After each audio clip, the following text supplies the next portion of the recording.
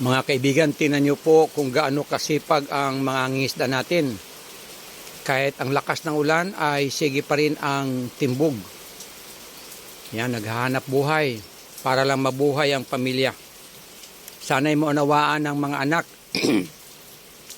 na siyang pinagkakagastusan. Sana'y magtipid sila sapagkat hindi biro ang sinasalungan itong kanilang mga magulang.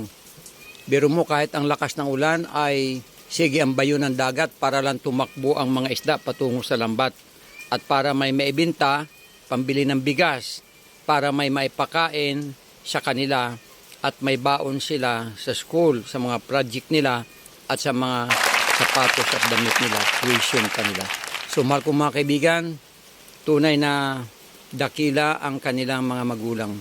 Tingnan po nyo, kahit na malakas ang ulan, pero tuloy pa rin ang hanap buhay nila, mabuhay lang ang kanilang pamilya. Ito po ang likas ng mga magulang na talagang masipag, mga magulang at mga ama ng tahanan na hindi iniinda ang lamig ng patak at patak ng ulan at hangin. So sana po ang mga bata ay maging mapag-unawa sa kanilang mga magulang sa kanilang paggastos. Yan, hindi natin alam kung ilang piraso lang ang mahuhuli nila. Sa tapat po yan ng aming balkoni. So hindi alam natin, mahal kong mga kaibigan, kung ilang piraso lang ang pupulupot sa kanilang lambat at ilang isda lamang ang kanilang mahuhuli. Pero pagod na pagod sila sa sagwan at pagtimbog para lang mabuhay ang pamilya.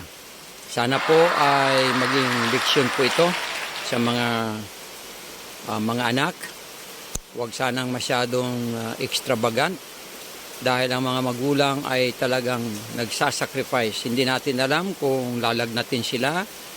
Huwag sana po dahil naulanan, nainitan.